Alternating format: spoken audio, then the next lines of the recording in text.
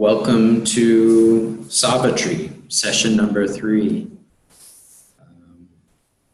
A heart of silence in the hands of joy. Let's begin with meditation. John Robert, could you mute?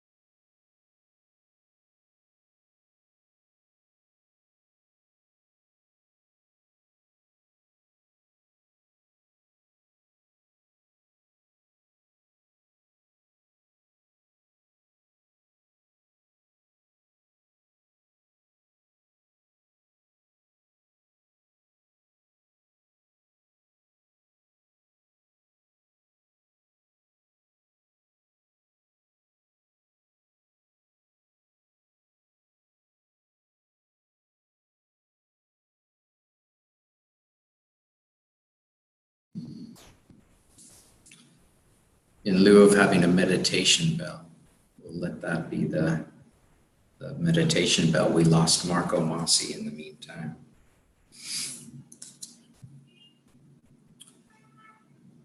I was thinking of beginning by talking a little bit about the narrative arc, but that was, I'd like to check in with the group and maybe Marco Morelli, since John Robert and Andrea and I have a lot of experience with the narrative arc.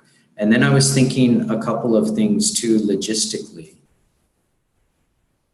I was thinking of having a pass through the entire Canto and then going back to the beginning and doing a page reading and then discussing that page, and then a page reading, discussing the next page. It's a short Canto. And like last time, I put out a suggestion and somebody suggested something else and we went with that. So I don't remember the details, but I'm super open to how we want to proceed. But I would like to check in with Marco Morelli to see how he's doing with it, and maybe get some feedback from him first on how you want to proceed, Marco. It would be helpful to me to have a brief overview of the narrative arc, at least of this section, this canto that we're reading, and then to follow your suggestion of reading it through would be good, and then to go back and do a closer read or closer sounding out maybe of the section, of the pages. That sounds good to me.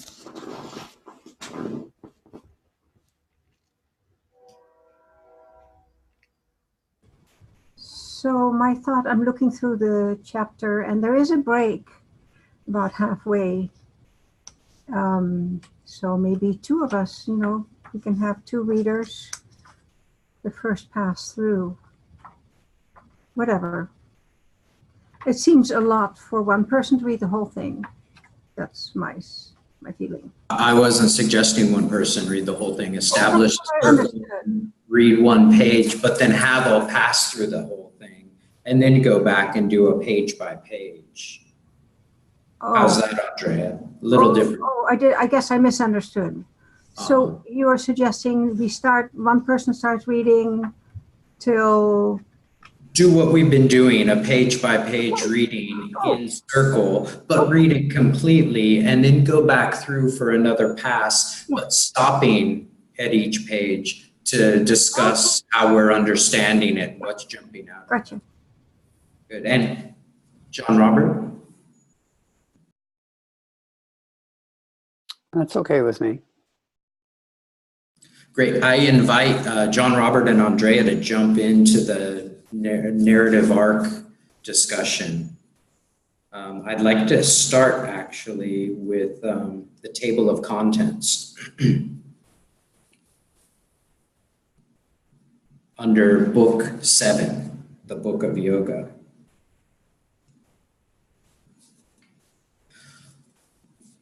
So if we recall, book 1, Canto 1, the second section started, and Savitri too awoke among these tribes.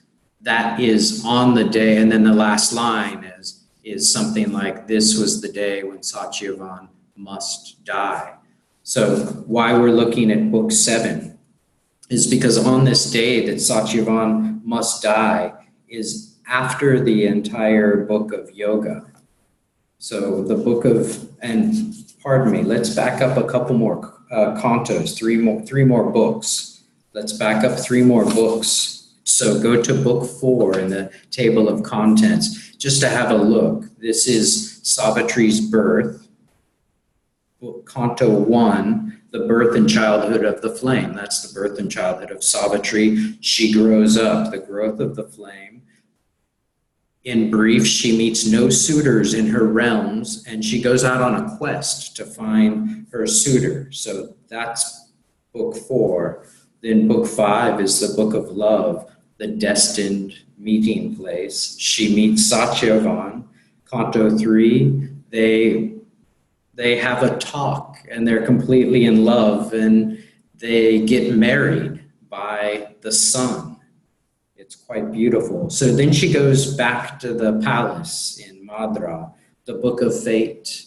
In comes the characters Narad, who is an oracle, and Ashwapati, and the queen, and he sees right away. She goes back to the palace, meaning the palace of her father, where she grew up. Thank you, John Robert. Yeah, and Narad takes a look at her and says that the fate is that Satyavan will die in a year. And that entire book, the book of fate, the word of fate, the way of fate, and the problem of the pain, and the problem of pain, that's 1 year before Satyavan must die. So the book of yoga is her realizing that. She's in circuitry with death and with Satyavan. She knows that this is coming. And book 1, the book of yoga, is the joy of union with Satyavan, and the foreknowledge of death, and the heart's grief and pain. Canto 1, Matteo, just to be clear. No, it's not book 1, it's Canto 1. Thank you. As my mind, my mouth and my mind sometimes aren't connected. So Canto 2, the parable for the search for the soul, the parable of the search for the soul. Her yoga is beginning in that search. She enters into the inner countries. The triple soul forces are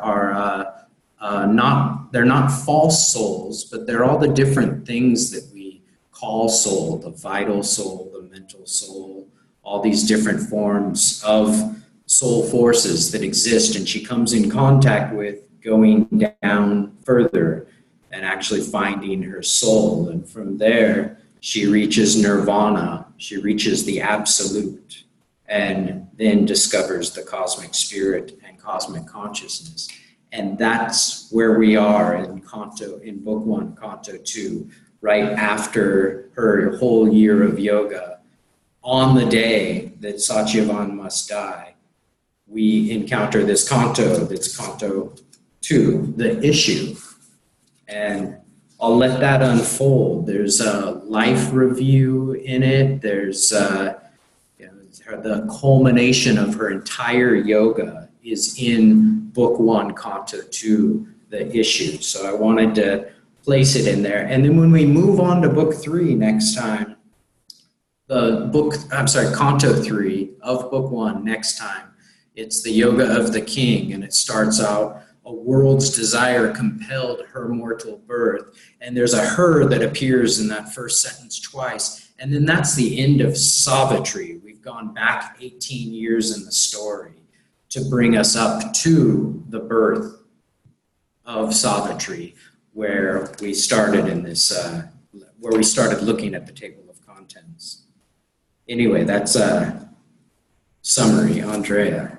Yeah, so one thing that is fascinating in here is she's not just going back and reviewing her own life, her current life, but she's reviewing all of her lifetimes. They all come through in her consciousness. So she becomes aware of the whole thing. And this description of that's right there on the first page. It's just really wonderful. So, Matteo, to make sure I understand the temporality, you brought us into Book 7, the Book of Yoga, up to Canto 7 in Book 7, the discovery of the cosmic spirit and the cosmic consciousness. And then from there, we would go back to Canto 1 of Book 1, which is the Part 2, the second section of Canto 1, Book 1. And Savitri 2. Canto 2. Canto 1, Book 1, Canto 1, Section 2. And Savitri 2 awoke among these tribes. She's awakened, she's waking up on the day. She's getting out of bed, not just waking up not just waking up metaphorically. She's waking up on that day that Satyavan must die. Okay. Yeah. And you will see that in the Book of Death also, when she wakes back up and talks to the queen talks to Satyavan's mother. Now she's not in her palace. She's in the forest hermitage of this fallen king, Satyavan's father. And she's waking up, and she's never gone to work with Satyavan. By going to work, meaning going out into the forest to chop wood and be with the animals, be with the plants. So on this day, she wakes up. She talks with the queen, which is the first, she's barely mentioned, Satyavan's mother. And then she goes out into the forest with him, and he dies. Okay. And then the rest is her process in circuitry with dead, corporeal dead Satyavan and death. And that's the turning point there. Thank you. Mm-hmm.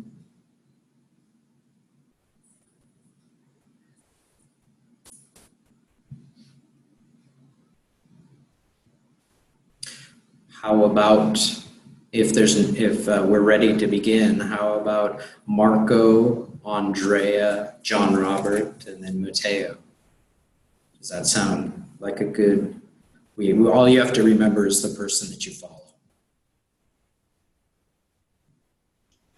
And will I be reading one page? Yeah, until the closest period. Okay, I'll read to the colon at the end of this first page.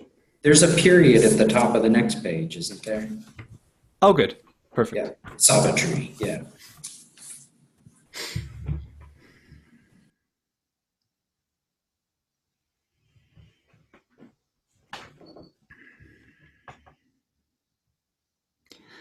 Canto 2, the issue.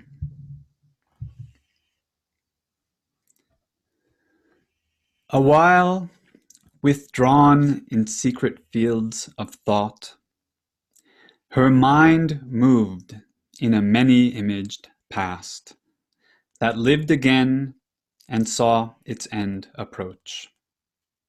Dying, it lived imperishably in her, transient and vanishing from transient eyes, invisible, a fateful ghost of self. It bore the future on its phantom breast.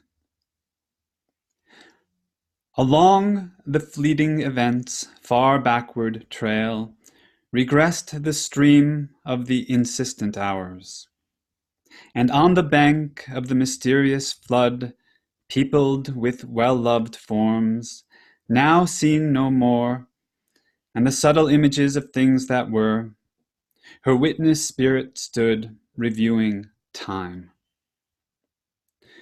All that she once had hoped and dreamed and been flew past her winged through memory's skies. I'll read that again. All that she once had hoped and dreamed and been flew past her eagle-winged through memory's skies.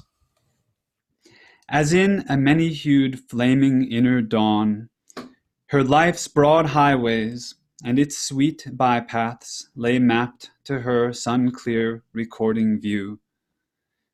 From the bright country of her childhood's days, and the blue mountains of her soaring youth, and the paradise groves and peacock wings of love, to joy clutched under the silent shadow of doom, in a last turn where heaven raced with hell.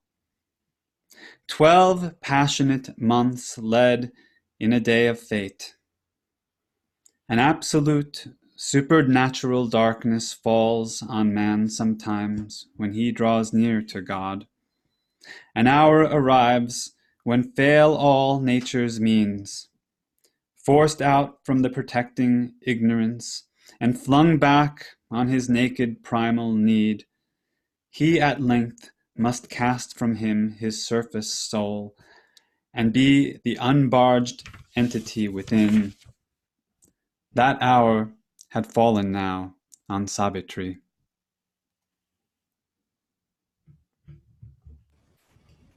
I'd just like to reread that. And be the ungarbed entity within. That hour had now fallen now on Savitri. A point she had reached where life must be in vain, or in her unborn element awake, her will must cancel her body's destiny. For only the unborn spirit's timeless power can lift the yoke imposed by birth in time. For only the unborn spirit's timeless power can lift the yoke imposed by birth in time. Only the self that builds this figure of self can race the fixed interminable line that joins these changing names, these numberless lives, these new oblivious personalities, and keeps still lurking in our conscious acts the trail of old forgotten thoughts and deeds.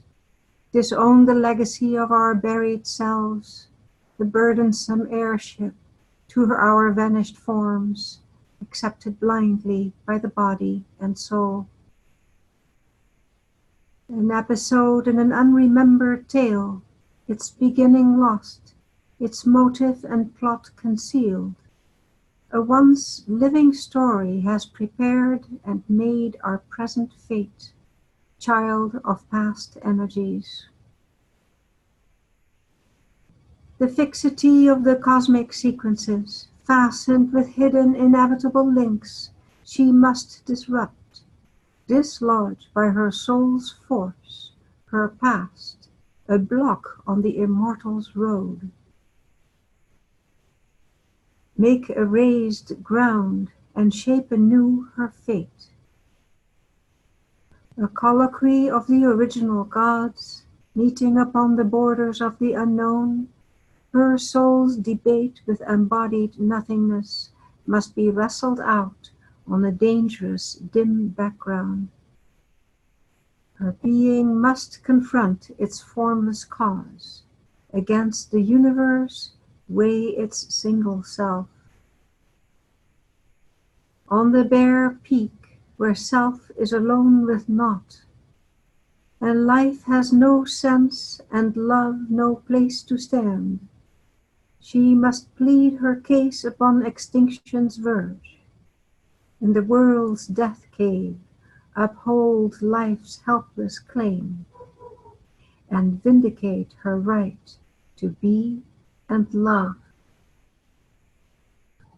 Altered must be nature's harsh economy.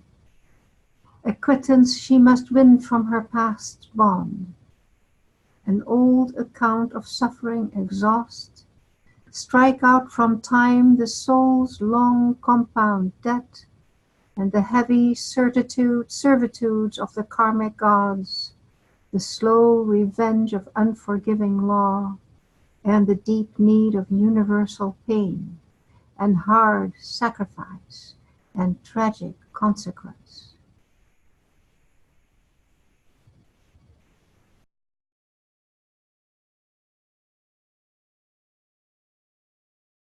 Out of a timeless barrier she must break, penetrate with her thinking depths the void's monstrous hush.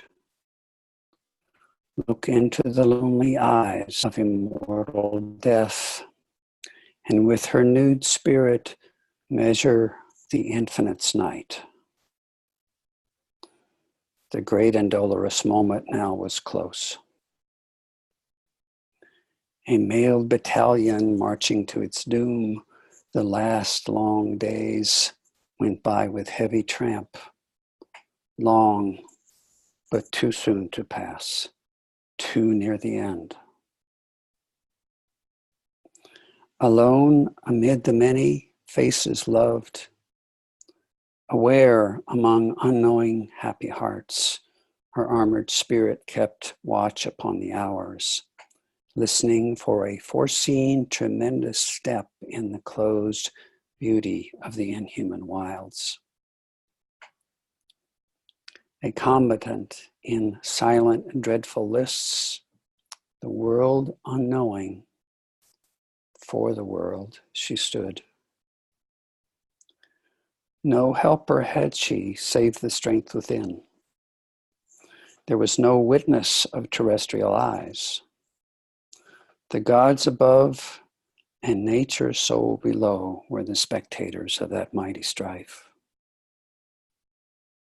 Around her were the austere sky-pointing hills, and the green, murmurous, broad, deep-thoughted woods muttered incessantly their muffled spell.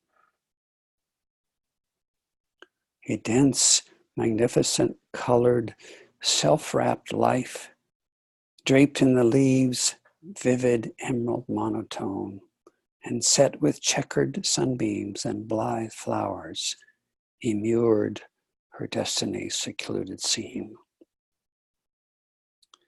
There had she grown to the stature of her spirit.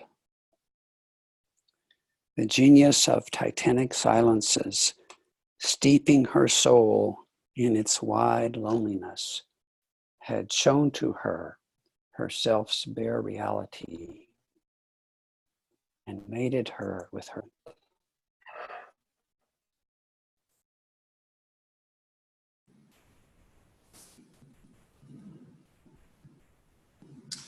Its solitude greatened her human hours with a background of the eternal and unique, a force of spare, direct necessity, reduced the heavy framework of man's days and his overburdening mass of outward needs to a first thin strip of simple animal wants, and the mighty wildness of the primitive earth, and the brooding magnitude of patient trees, and the musing sapphire leisure of the sky and the solemn weight of the slowly passing months had left in her deep room for thought and God. There was her drama's radiant prologue lived, a spot for the eternal's tread on earth, set in the cloistral yearning of the woods, and watched by the aspiration of the peaks, appeared through an aureate opening in time, where stillness, listening, felt the unspoken word, and the hours forgot to pass towards grief and change.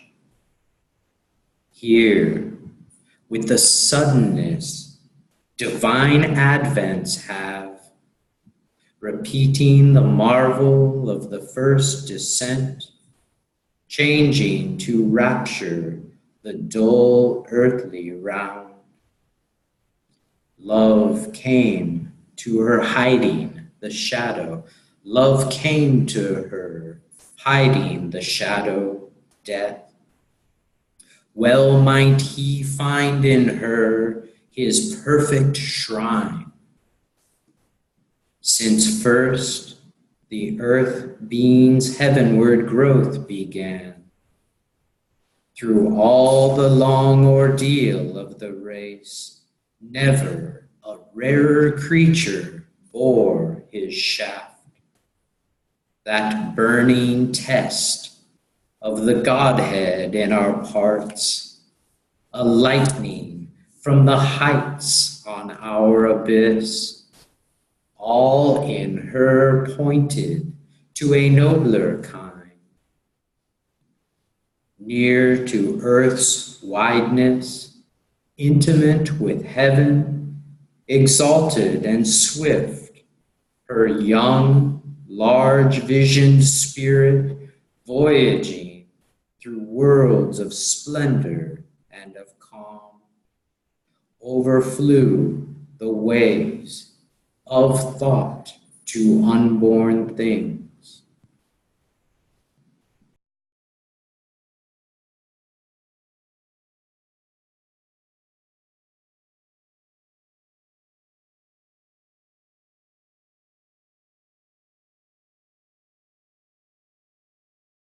Ardent was her self-poised, unstumbling will.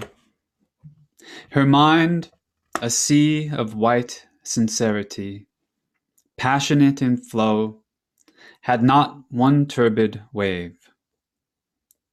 As in a mystic and dynamic dance, a priestess of immaculate ecstasies, inspired and ruled from truth's revealing vault, moves in some prophet cavern of the gods, a heart of silence in the hands of joy, inhabited with rich creative beats, a body like a parable of dawn that seemed a niche for veiled divinity or golden temple door to things beyond. Immortal rhythms swayed in her time-born steps. Her look, her smile awoke celestial sense, even in earth stuff, and their intense delight poured a supernal beauty on men's lives. A wide self-giving was her native act, a magnanimity as of sea or sky, enveloped with its greatness all that came and gave a sense as of a greatened world. Her kindly care was a sweet temperate sun, her high passion a blue heaven's equipoise, as might a soul fly like a hunted bird, escaping with tired wings from a world of storms, and a quiet reach like a remembered breast, in a haven of safety and splendid soft repose. One could drink life back in streams of honey fire, recover the lost habit of happiness, feel her bright nature's glorious ambience, and preen joy in her warmth and colors rule. A deep of compassion, a hushed sanctuary, her inward help unbarred a gate in heaven. Love in her was wider than the universe. The whole world could take refuge in her single heart. The great, unsatisfied Godhead here could dwell, vacant of the dwarf self's imprisoned air. Her mood could harbor his sublimer breath, spiritual that can make all things divine. Her mood could harbor his sublimer breath, spiritual that can make all things divine. For even her gulfs were secrecies of light. At once she was the stillness and the word, a continent of self-diffusing peace, an ocean of untrembling virgin fire. The strength, the silence of the gods were hers. In her he found a vastness like his own. His high, warm, subtle ether he refound, and moved in her as in his natural home. In her he met his own eternity. Till then no mournful line had barred this ray. On the frail breast of this precarious earth, since her orbed sight in its breath-fastened house, opening in sympathy with happier stars, where life is not exposed to sorrowful change, remembered beauty death-claimed lids ignore, and wondered at this world of fragile forms, carried on canvas strips of shimmering time. The impunity of unborn mites was hers. Although she leaned to bear the human load, her walk kept still the measures of the gods. Earth's breath had failed to stain that brilliant glass. Unsmeared with the dust of our mortal atmosphere, it still reflected heaven's spiritual joy. Almost they saw who lived within her light, her playmate in the sempiternal spheres, descended from its unattainable realms. In her attracting Advent's luminous wake, the white fire dragon bird of endless bliss, drifting with burning wings above her days. Heaven's tranquil shield guarded the mission child. A glowing orbit was her early term, years like golden raiment of the gods that pass, her youth sat throned in calm felicity. But joy cannot endure until the end. There is a darkness in terrestrial things that will not suffer long too glad a note.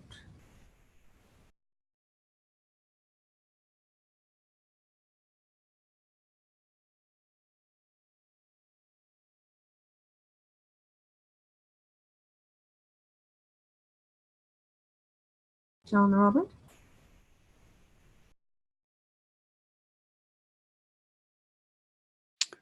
Am I starting on her too?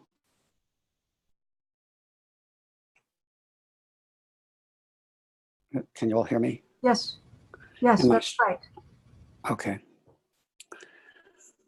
On her too closed the inescapable hand. The armed immortal bore the snare of time. One dealt with her who meets the burdened great. Assigner of the ordeal and the path, who chooses in this holocaust of the soul, death, fall, and sorrow as the spirit's goads, the dubious Godhead with his torch of pain lit up the chasm of the unfinished world and called her to fill with her vast self the abyss.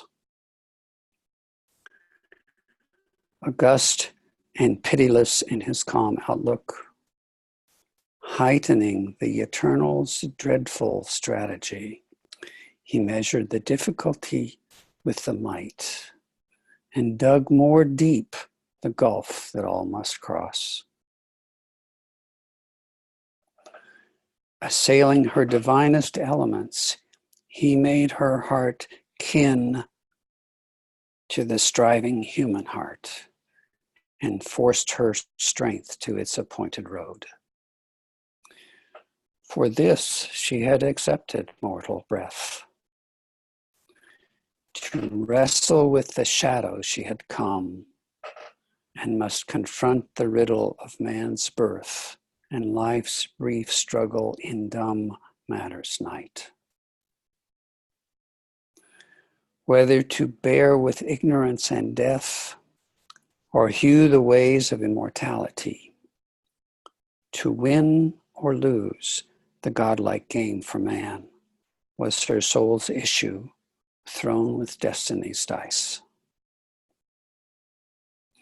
But not to submit and suffer was she born. To lead, to deliver was her glorious part. Here was no fabric of terrestrial make, fit for a day's use by busy, careless powers. An image fluttering on the screen of fate, half animated for a passing show, or a castaway on the ocean of desire, flung to the eddies in a ruthless sport and tossed along the gulfs of circumstance. A creature born to bend beneath the yoke. A chattel and a plaything of time's lords. Or one more pawn who comes destined to be pushed one slow move forward on a measureless board in the chess play of the earth's soul with doom. Such is the human figure drawn by time.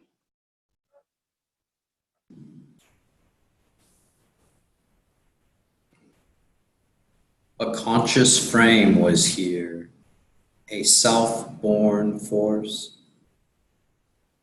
In this enigma of the dusk of God, this slow and strange, uneasy compromise of limiting nature with a limitless soul, where all must move between an ordered chance and an uncaring blind necessity.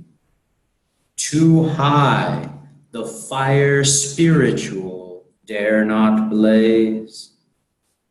If once it met the intense original flame, an answering touch might shatter all measures made and earth sink down with the weight of the infinite. A jail is this immense material world. Across each road stands armed a stone-eyed law. At every gate, the huge dim sentinels pace. A gray tribunal of the ignorance, an inquisition of the priests of night in judgment sit on the adventurer's soul. And the dual tables and the karmic norm Restrain the Titan in us and the God. Pain with its lash, joy with its silver bribe, guard the wheel's circling immobility.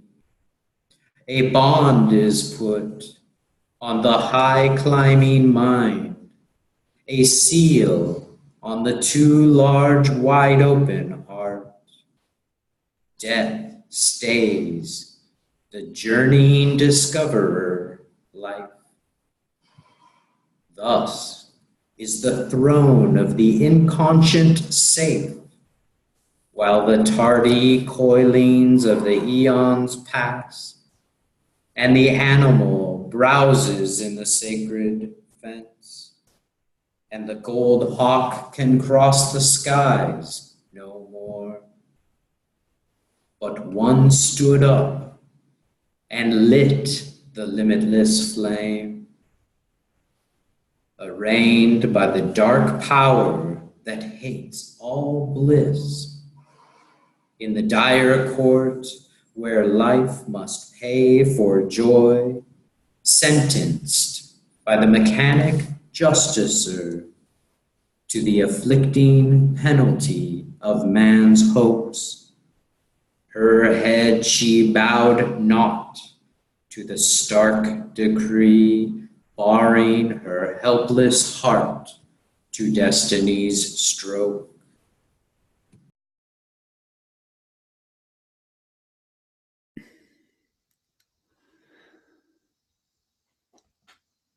So bows and must the mind-born will in man, obedient to the statutes fixed of old, admitting without appeal the nether gods.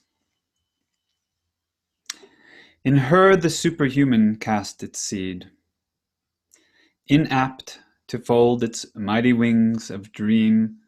Her spirit refused to hug the common soil, or, finding all life's golden meanings robbed, compound with earth, struck from the starry list, or quench with black despair the God-given light. I'm going to read that one more time, that whole sentence.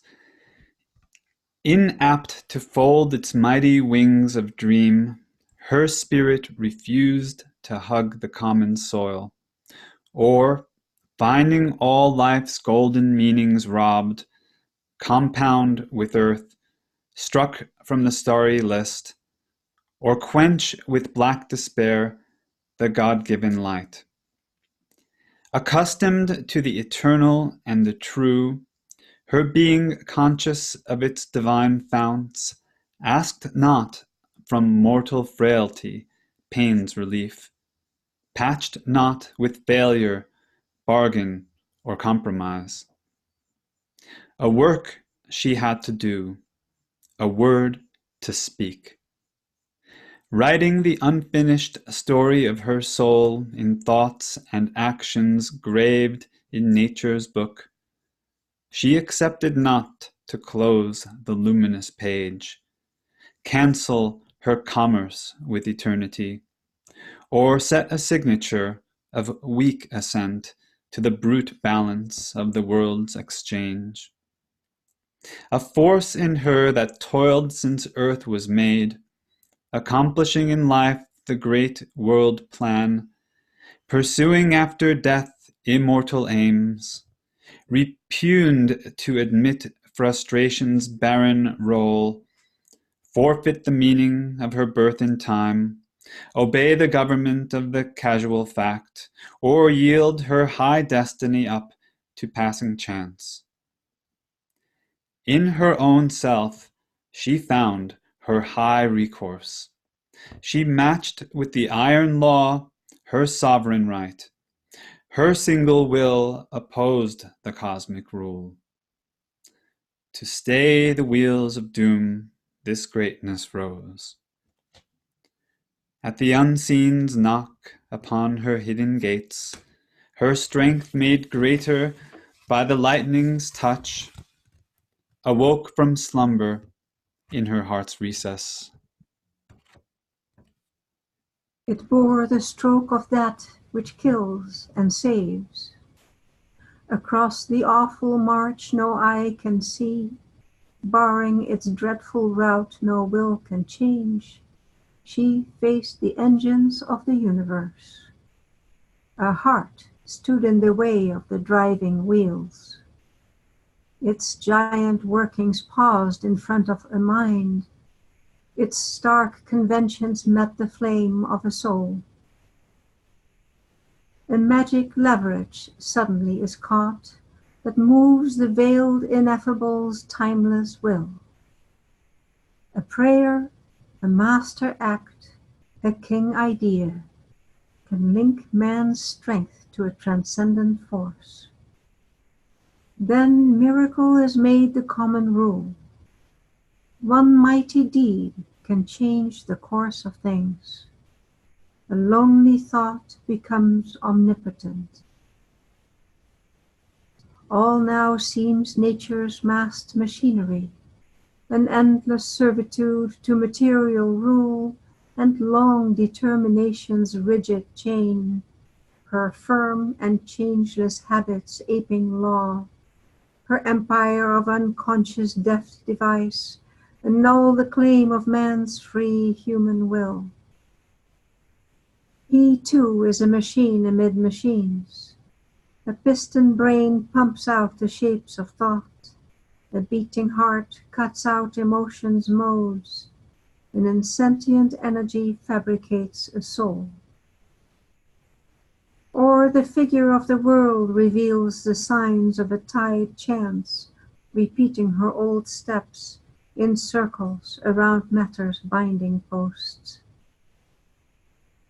A random series of inept events, to which reason lends elusive sense, is here, or the empiric life's instinctive search, or a vast, ignorant mind's colossal work.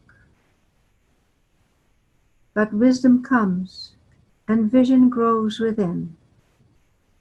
Then nature's instrument crowns himself her king. He feels his witnessing self and conscious power. His soul steps back and sees the light supreme.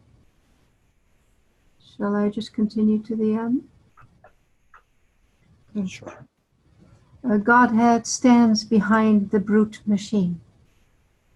This truth broke in a triumph of fire. A victory was won for God in man. The deity revealed its hidden face. The great world mother now in her arose. A living choice reversed fate's cold dead turn, affirmed the spirit's tread on circumstance, pressed back the senseless dire revolving wheel, and stopped the mute march of necessity. A flaming warrior from the eternal peaks, empowered to force the door denied and closed, smote from death's visage its dumb absolute, and burst the bounds of consciousness and time. End of Canto 2.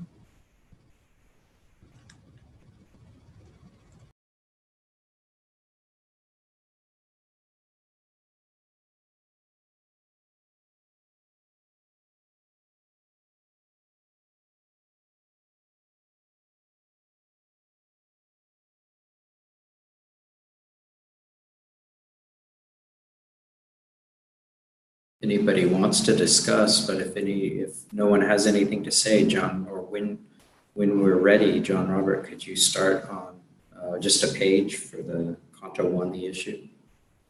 And we'll go through it page by page, unless anyone has anything burning to share right now.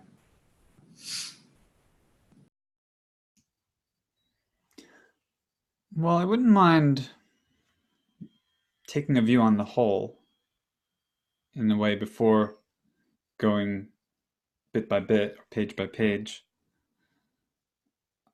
Am I correct in understanding that there's something of, in this issue, Canto, a question of resolution, a question of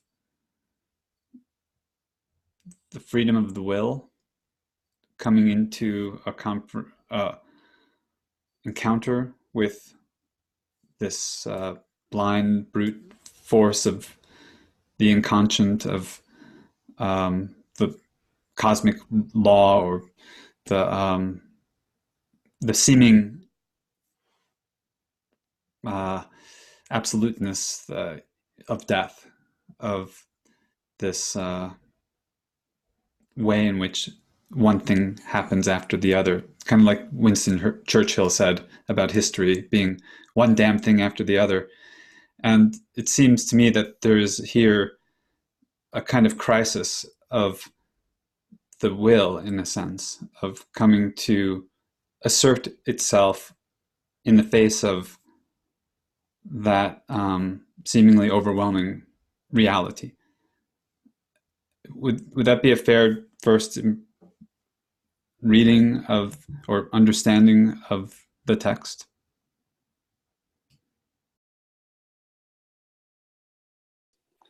Yeah, I think that's a really good reading of it. Sri Aurobindo's heightening the stuff we kind of take for granted in our servitude to the natural law, and he's showing how, first of all, how it is a slavery, it is a servitude. It seems like a machine from the outside, and it's contrasting that with this being whose whole purpose, whose whole life purpose is to question that and to challenge it.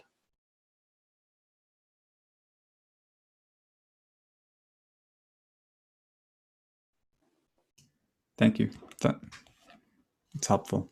So I'd like to add to that. So even though we can apply this, of course, to ourselves, but she came to make this possible. This is her issue. This is the Divine Mother's incarnation's issue. Savitri, in this case, the mother in our contemporary time, where she came to conquer death for us. Oh, hi, Jeffrey. Hi, Jeffrey. Let's see.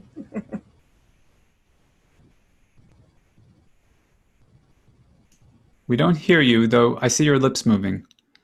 And you're unmuted, so maybe something else.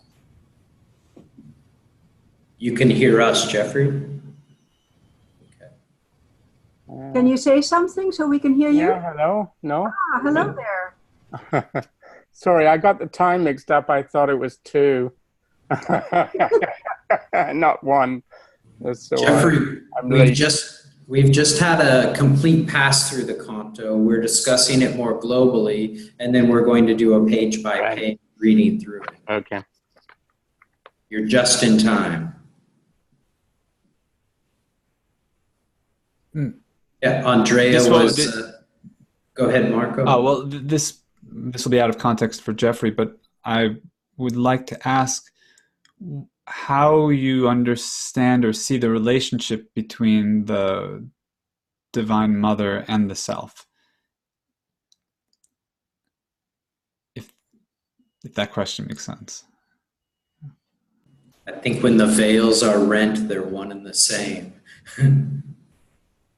But when the veils are rent. That's a big question. That's our journey. Okay. To learn to embody her, to surrender the self to the Divine Mother and let her work through us. That is how I see that. Thank you. I'd like to say, backing up a little bit, it's interesting that you picked out the will, Marco. It's synonymous with Agni, it's synonymous with fire, and she gets called the flame over and over again. It represents the physical. There's also higher wills and things like that. So when John Robert and I recently had a pass through it, it was the mind that was jumping out at me all throughout the Canto. And there's also life jumping out. So I'm wondering also, is it what we're seeing at a given moment, because she's just gone through the entire year of the book of yoga, where all these systems have been purified and checked and made divine. Mind, life, body, the soul is in contact. She's in contact with the cosmic consciousness. She is the divine mother at this point. But it comes to its fruition through the encounter with death. She comes into her full force. This is that day for preparation. So yeah, the will is through and through this whole Canto. But then there's also her mind. Her mind has come through nirvana, discovery of the all-negating absolute, where she learns and shows us how to completely silence the mind in Book 7, Canto 6. And from there emerges the cosmic consciousness, which is through and through in here. And then love is always the circuitry that's driving this. There's the love for Satyavan appears through and through this Canto. And it becomes he. A number of times it's named and then is followed with like he and her, which is love in her. And it can also be Satyavan. Yeah, I would love to point out there what for me is the key in this canto, or a centerpiece, is on page 14. Love came to her, hiding the shadow death. Well might he find in her his perfect shrine. And I think this is beyond Satyavan. This is the divine's love, the great love, finds his embodiment in her. And then the whole rest, there's the he, in my mind, refers back to this, to the love, to the divine love. It's gorgeous. Including the mention at the bottom of 15, love in her was wider than the universe. Yeah. The subsequent he's referring back to love. Yeah, exactly. Exactly. She comes to embody that, and he enters her there. It's the moment where she's becomes fully manifest of her true nature, which is love. And I see that entity personified with her and Satyavan.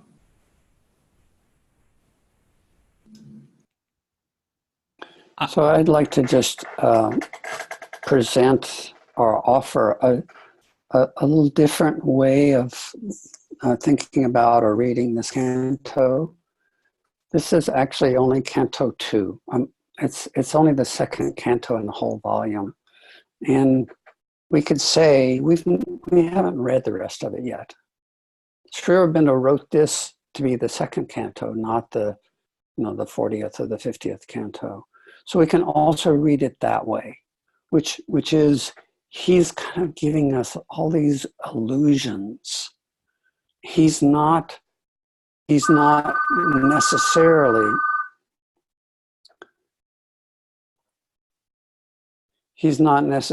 assuming that we know all of the story. If we're Indian, we know the story of Savitri, but it's just a minuscule part of the Mahabharata compared to this. And it has none of this, doesn't have this richness like this does. So we can read it without the knowledge of all these things that are going to happen later, but just read it on its own and kind of feel it, even though the mind doesn't know what all these things are. But still there's this weight and this beauty in it that can be appreciated just for itself.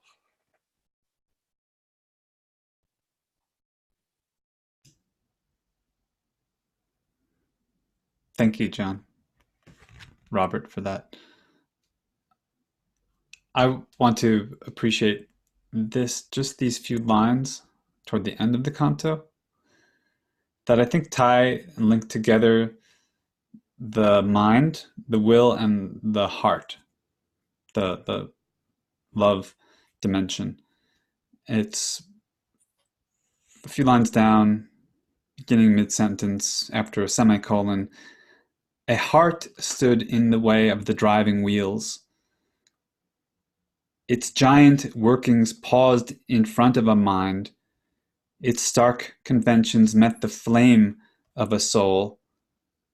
A magic leverage suddenly is caught that moves the veiled ineffable's timeless will. A prayer, a master act, a king idea can link man's strength to a transcendent force. That quite stood out for me, and the will stood out. But then, when I went back to it, in the light of your comments, I saw the other aspects as well. So, thanks.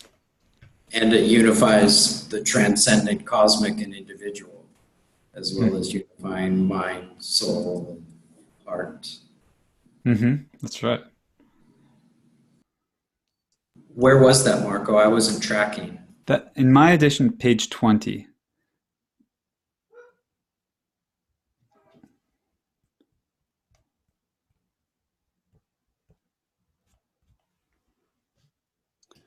I was just reading an article that Matteo pointed out to me the other day on Savitri, and it's about the will in Savitri. And Sri Aurobindo, especially in Asopati's Yoga, which is the first half of the book that we'll start on with the next canto. Asopati's Yoga is based on his effort. It's also based on the response of the divine. It's always based on that, but it's not just putting yourself in the lap of the Divine Mother and she takes care of everything. He's alone a lot, and he's going on, proceeding constantly, going past these places that are so wonderful that the rest of us would stop and hang out there for a few lifetimes, or so terrible that we wouldn't want to go into them, and he just keeps plowing on. So this article emphasized the will, and I thought that was really interesting. And then you just brought it up here too, so you're already picking up on that. I think I just put the link in the chat box. Did anyone see that? Yeah. I see the link there. What does that mean? If you click on chat, Andre, on the bottom of the screen and open that chat dialog box, do you see a link in there? I see the box, yeah. Okay. When you open it, is there a link? Well, I closed it, so yeah, there is. Do you want me to open that?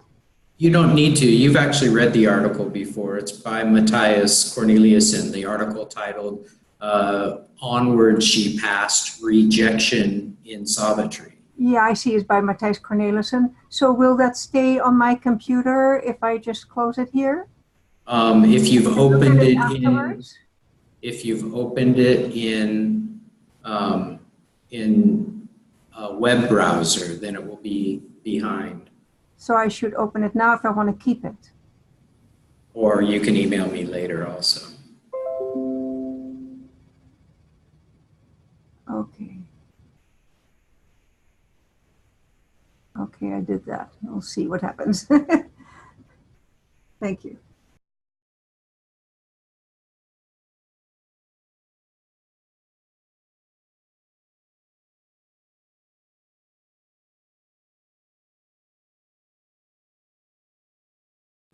Shall we begin again?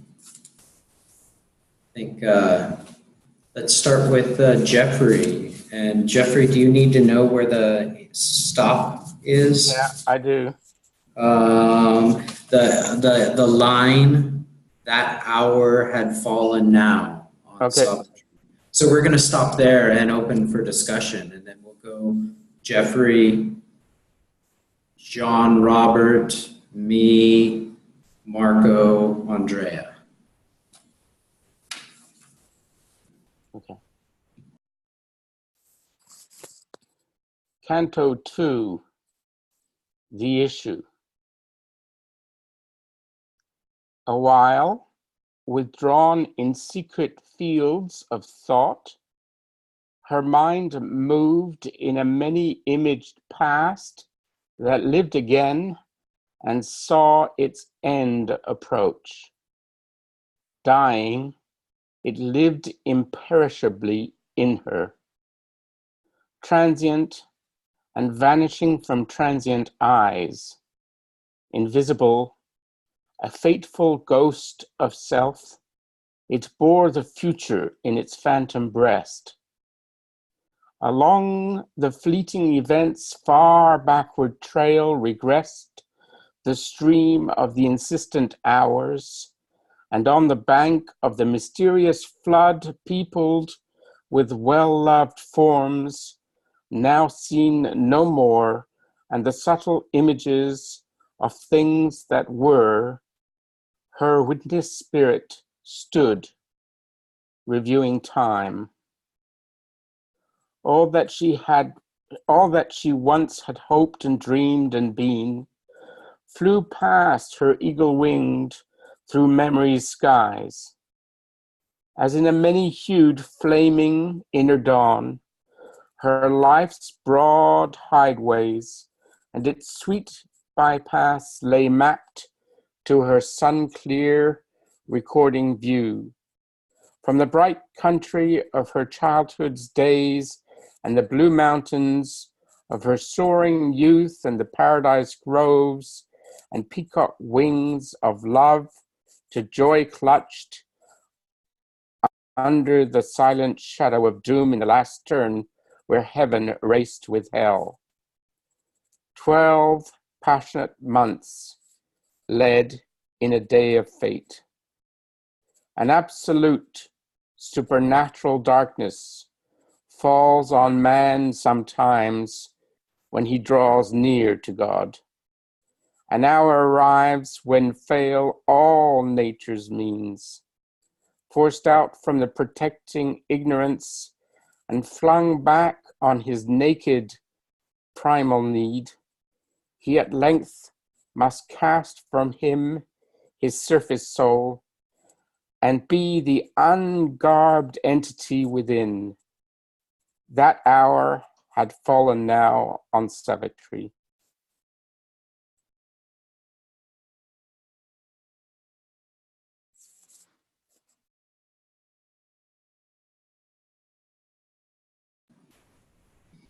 So there is this life review here, going back to her childhood and then the turn into the present moment, and the direct reference of 12 passionate months, the year that she's just been through, the unimaginable foreknowledge of the death of her soulmate. I love Sri Aurobindo saying, an absolute supernatural darkness falls on man sometimes. I love that sometimes in there. It's like it doesn't, it's not always, but sometimes when man draws near to God.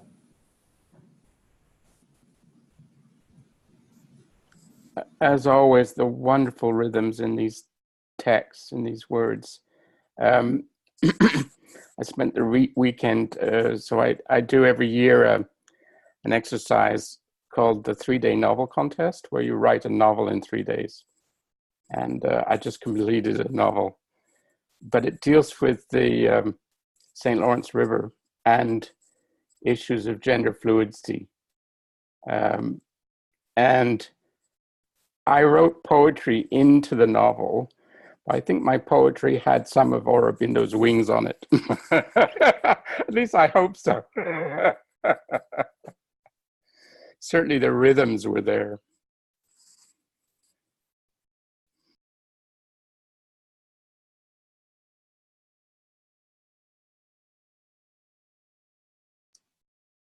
I'd be curious to hear others' thoughts on the naked primal need that man is sometimes flung back upon when forced out of the protecting ignorance, down towards the bottom of the page.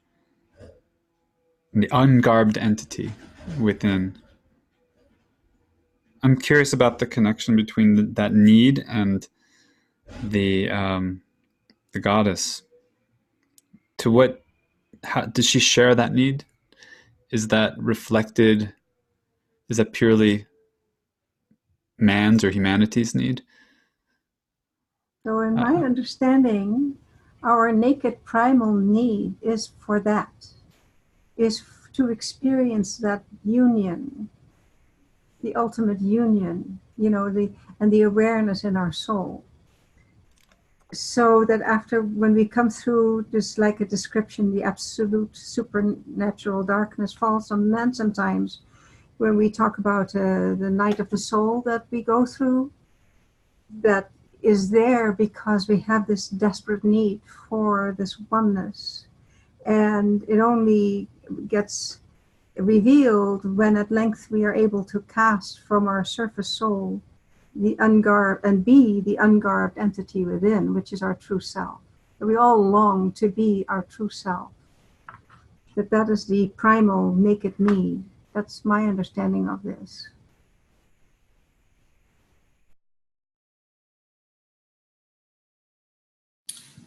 To diverge a little bit, I really sense that T.S. Eliot entered into the dark night of the soul in some culmination form when he wrote the four quartets, but it doesn't seem like he, if anyone's familiar with the four quartets, it doesn't seem like he emerged. He brings in Krishna and Arjuna, and there's an aspiration of reaching to emerge, but he seems to have been stuck there, probably poetically and probably personally also.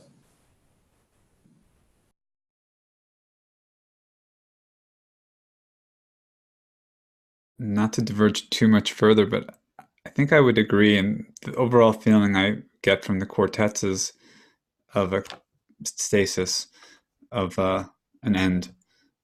And I think I think he was self-aware in that sense. I think Eliot was aware of that, but didn't have, the dawn had not, there was no dawn. and here there is some dawn. And when I say he was reaching toward it, it was like the dialogue between Krishna and Arjuna is Krishna saying, don't fare well, but fare forward. But it just never emerges, right? It goes into even murkier brown rivers and not knowing much about gods, but thinking that the river is a strong brown god, et cetera, et cetera. Yeah, it's interesting to kind of, I think about Jeffrey coming and the cross-referencing that's going on with the other group. So that's why that's coming up. John Robert and Andrea, the subsequent, the sister group to this group is kind of trying to draw these connections, or looking to draw connections between this work and those. Is Eliot part of it? He's sort of, he came into the discussion, let's say. He's not necessarily directly a part of it, but I find, you may be right about Eliot that he's kind of stuck, but he is struggling with the issues of, in that poem, with the issue of spiritual enlightenment and our incarnation in the world. He may not go somewhere with it, but he's right bang in the middle of that struggle, which is one of the reasons why I love those texts so much. I'm thinking of this, the opening lines for this canto. So, a while withdrawn in secret fields of thought, her mind moved in a many-imaged past that lived again and saw its end approach. Dying, it lived imperishably in her. That could paraphrase the four quartets. It's a kind of encapsulation of what's going on in Eliot's poem, I think. And I know that the four quartets were on Sri Aurobindo's shelf in 1934. He was well aware of T.S. Eliot as well as Whitman and Wordsworth, etc. I love, Marco, how you were talking about the dawn, that the dawn hadn't arrived. And it's like Savitri is the dawn. She's bringing this light to humanity. And the theme of the dawn is all over the place in, Aurobindo, Oroville, City of Dawn. So I really enjoyed you bringing that, naming that. It comes to me via Life Divine and the opening of Life Divine, the endless succession of dawns, which we began the Life Divine reading with. And Matteo chanted that for us a few times, I think.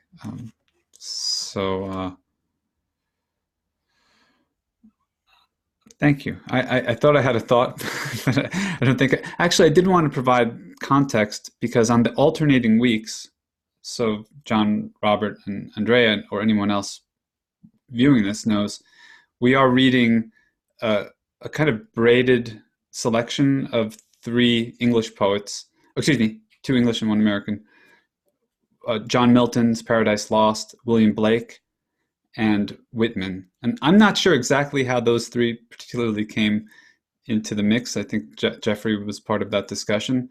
But the idea was to look into some of the poets that Aurobindo would have been reading or would have been in a certain way drawing on and in some dialogue with, presumably anyway, and to look for those kinds of connections. So that's what's going on there on these alternating weeks. And we're starting to have some like meta dialogue between the groups because we're finding common themes and patterns. And so that has been one of the interesting, I think, dimensions or aspects of this experiment.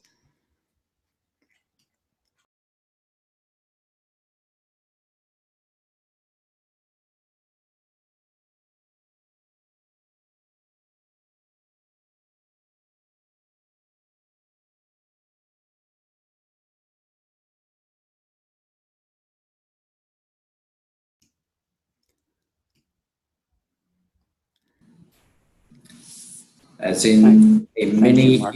flaming inner dawn. That's all I wanted to say.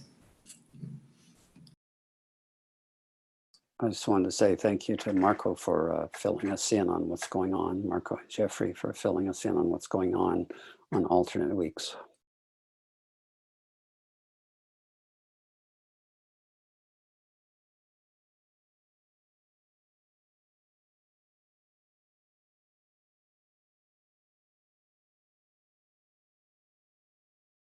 Shall we continue? I could point out one other thing about this page here that's a frequent strategy that Sri Aurobindo uses in Savitri. So up until the line, an absolute darkness, supernatural darkness falls on man sometimes. Up until that, he was in the narrative part of the canto, and then he steps out of that strictly narrative, and he reflects on it. And so that'll happen over and over again, where he'll be in the narrative part of the epic, and at a point, often without any paragraph break or any other noticeable marker, he'll begin to reflect on the meaning of or the significance, rather than continuing to describe the narrative.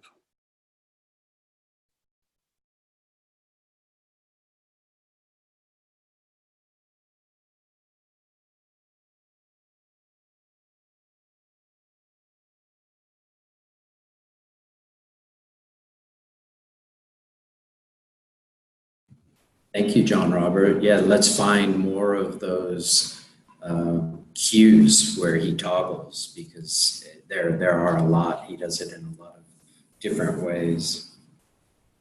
Sentences, lines starting with as if or as when. There's a lot of this.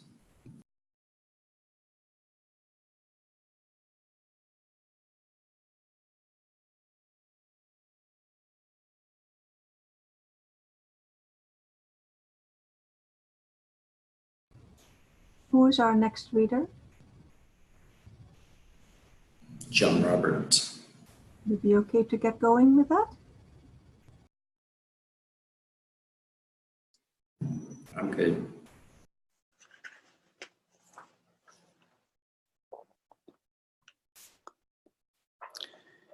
A point she had reached where life must be in vain, or in her unborn element awake, her will must cancel her body's destiny.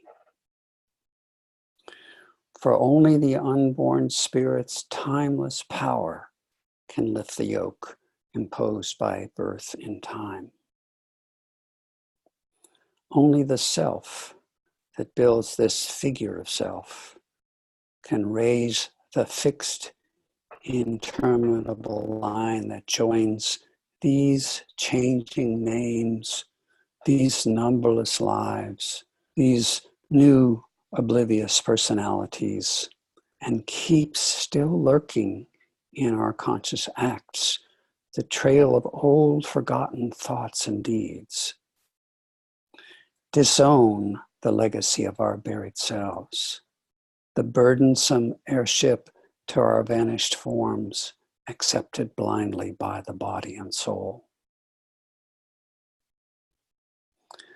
An episode in an unremembered tale, its beginning lost, its motive and plot concealed. A once living story has prepared and made our present fate, child of past energies. The fixity of the cosmic sequences, fastened with hidden, inevitable links she must disrupt, dislodge by her soul's force her past, a block on the immortal's road. Make a raised ground and shape anew her fate. A colloquy of the original gods, meeting upon the borders of the unknown.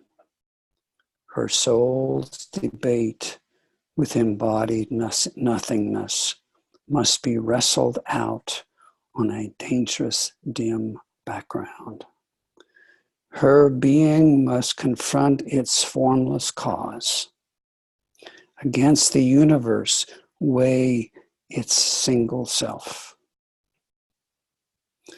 On the bare peak where self is alone with naught, and life has no sense, and love no place to stand, she must plead her case upon extinction's verge.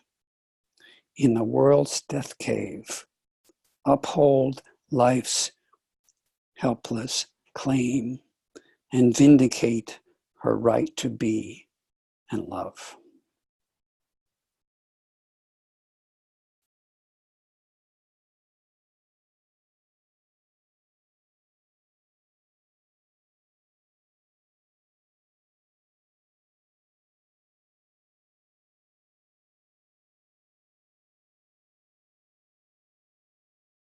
So is this discussion time? All of that is commentary, right? In the sense that you were talking about, John Robert. Well, he starts this page by saying that hour had fallen on Savitri. So he's in the narrative arc again here. Oh, okay. At this point, at a point she had reached where life must be in vain. So he's talking about her specific life here. Okay. But he's also weaving into that this commentary that he has about the dark night and how there are these occasions where a person has to throw out everything and face the infinite, and that's what she's doing here, or that's what he's talking about her doing. So I noticed reading this, I remember when we were reading The Life Divine, Matthew, that used to say, oh, this is all in Savitri. And I'm now beginning to get it as we go forward.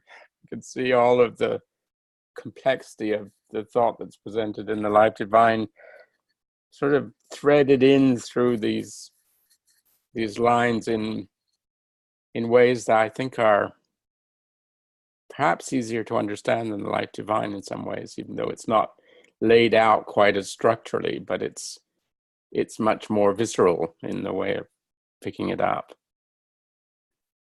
Right. It's like Savitri is not a mental exercise, like the Life Divine might be.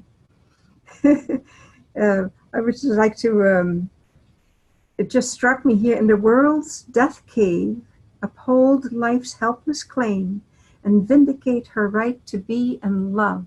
And that is actually then what happens on the very last page of Canto 12, of Book 12. It's the ending of the whole book, is that she realizes that. I was pleased to just see it right here. That last page, awakened to the meaning of my heart, that to feel love and oneness is to live. And this, the magic of our golden change, is all the truth I know or seek, O sage. So here it is.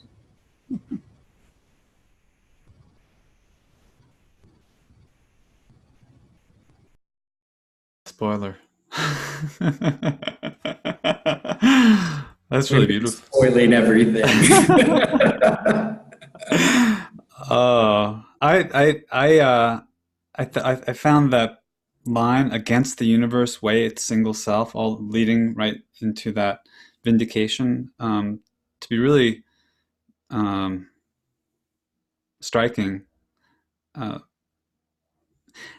And I'm noticing that, and perhaps I need some help with this, that the gender fluidity here is sometimes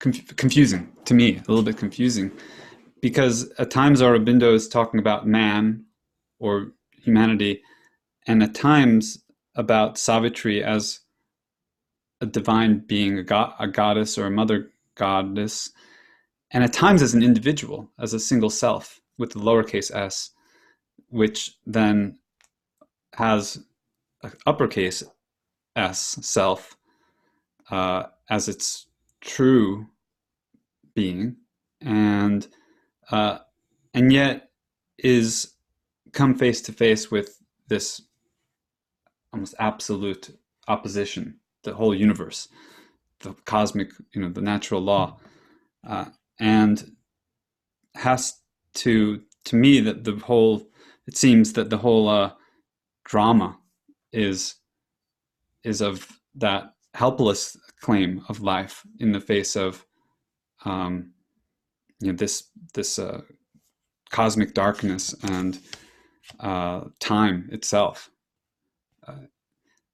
So I say it's a little confusing because I don't know. I feel a lot of those things too, right? I think perhaps we all do, that sense of the small s self and the helplessness that is part of being a small s self. But then the kind of like that vindication, I guess, is really like that like that sense that it doesn't matter how small you one may appear to be. Something like that seems to be what is going on here. And anyway, I don't have anything illuminating to add. I'm more sharing a bit of that confusion that I have still. But I also appreciate Andrea's almost just connecting this point to that resolution in a way. It's like a preview of that, because I can intuit I think what that means, but I think I have not. I think we have to go through perhaps through the whole exercise, as it were, of the poem.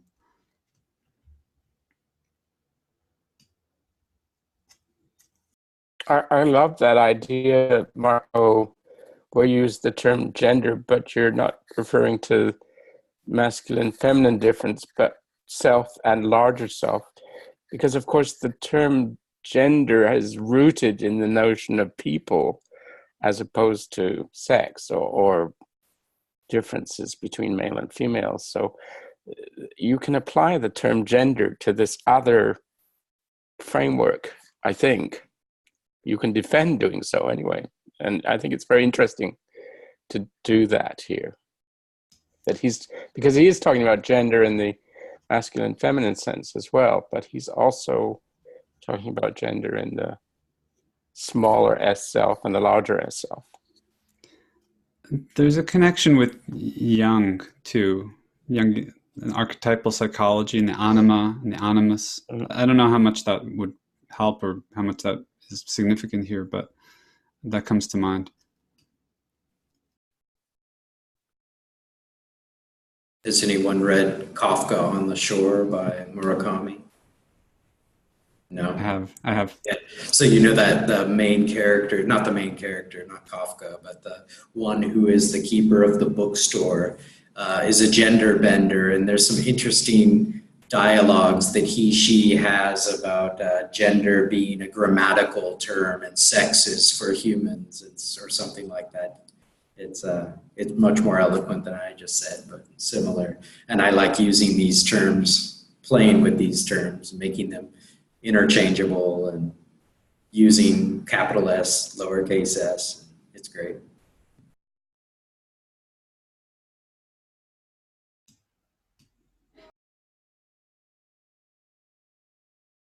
The Upanishads even do things that are almost counter.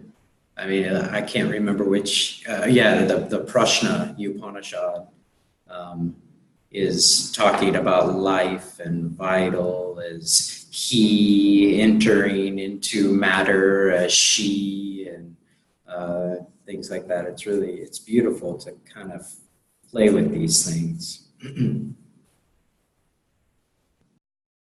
I think it helps, playing with these things, I think helps illuminate them and helps resolve the dualities, right? We're in a seemingly dualistic world. When we start playing with dualities, it helps them illumine and resolve, which is the whole kind of the whole function of some of the early Upanishads, is to shed light on these, is to resolve the dualities, to illuminate them.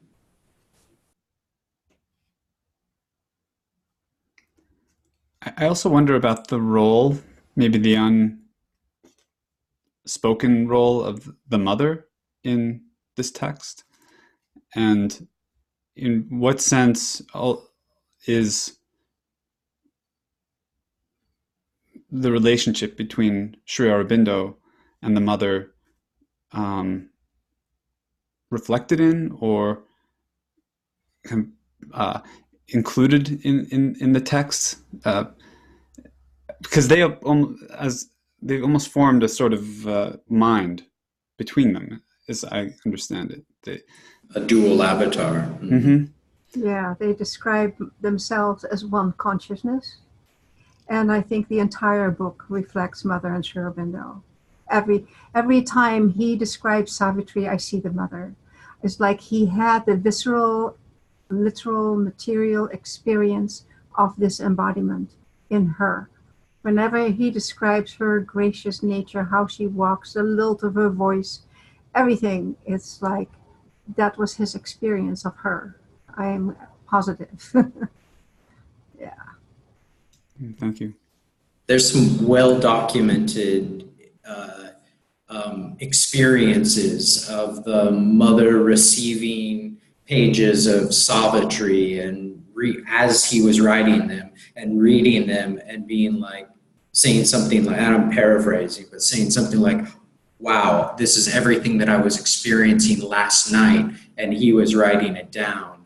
And the two of them as a dual power were completely surrendered to each other's consciousness. They said over and over again that there was no difference between their consciousness, and they acted as an Ishvara Shakti, her saying, without him, what is the quote, Andrea? Without, go ahead, yeah.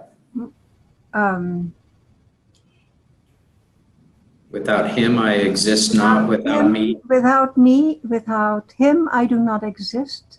Without me, he is unmanifest. Without him, I do not exist. Without me, he is unmanifest. She exists because of him. He's manifested because of her.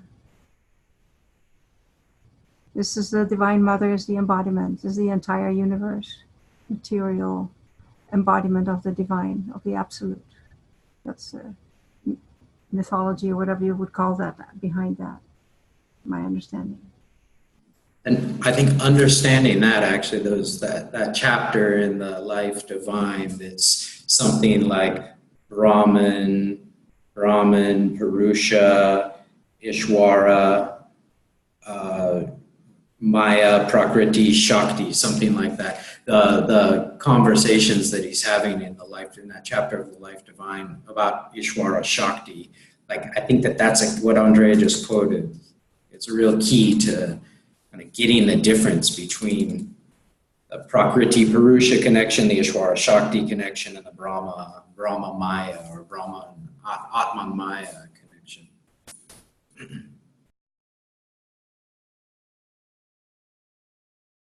So thank you.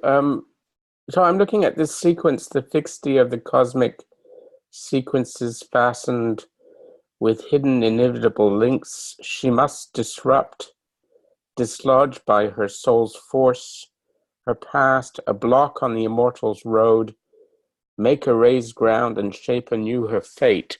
So when I read that, I'm cognizant of this idea of involution that Aurobindo has, because the block on the immortal's road, which we all recognize, is a block that was put in place presumably during the involution, and now we're looking at the evolution stage. And so unlike texts that would talk about a block as being some sort of absolute, for Aurobindo, the blocks are necessary and built in through the process in order to get to this other state, right? So I love that passage because it has implicitly those ideas in it, right? That's what I mean about the Life Divine is embedded inside this text, right? So.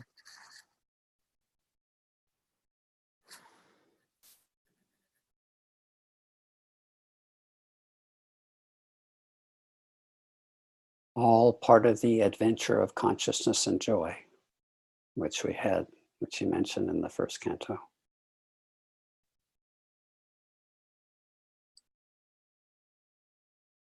Let me just ask about our time.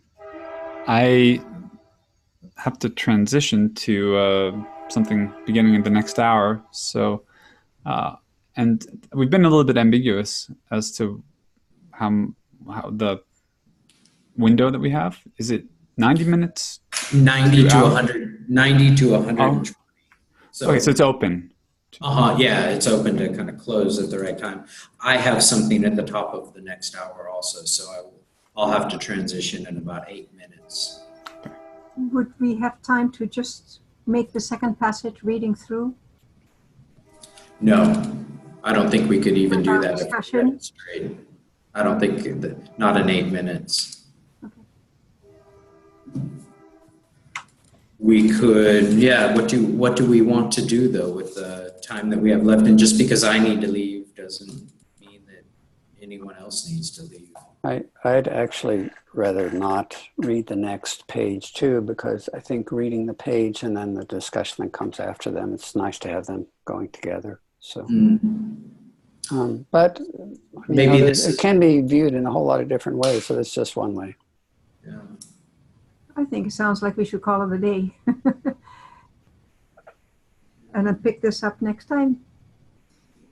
That sounds good. Maybe even at the top or something, start at the beginning and then read through page 13 and start the discussion from there. Mhm. So, and then I was also going to recommend the closing with an entire pass through after we're done with the discussion, then have another move through before we go on to the next canto. So that might dovetail nicely with our next section, Sounds with our next session. sounds. I'm always for more reading. Aloud. You're for more reading aloud. You like to read out. I like to read aloud. Yeah. I'm with you, Jeffrey. Does everyone want to end with a 3-minute meditation? I would love to.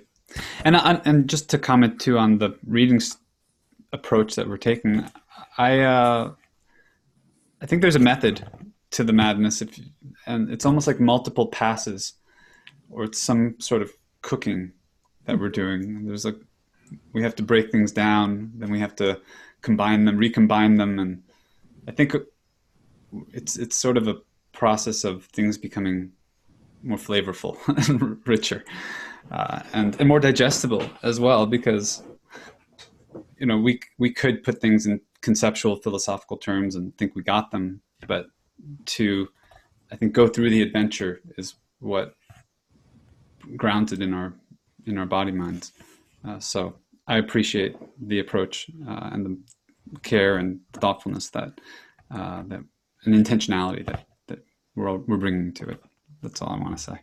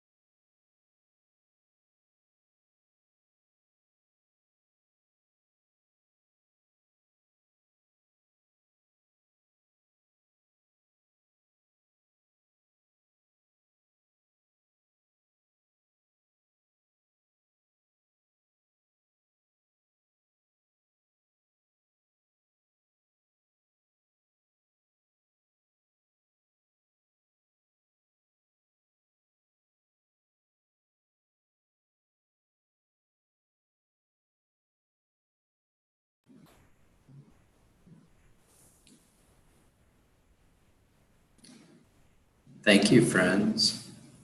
What a lovely session. Another lovely session. Thank you. It's very special to be with you all. Jeffrey, thank you for not being shy about joining a half hour, an hour, whatever. It's nice. I was looking forward to it all day, and then I got the times mixed up because of the cafe. I guess I thought it was Goodness. 2 instead of 1, but I'm planning to be with you all next week. Milton. Yeah, and that's a different time. That's quite 7 a.m. Pacific, 9 a.m. Panama. Perfect. All right. Good to see everybody. Good to see you all. Thank you so much. Bye-bye. Thank you. Bye-bye. Bye-bye.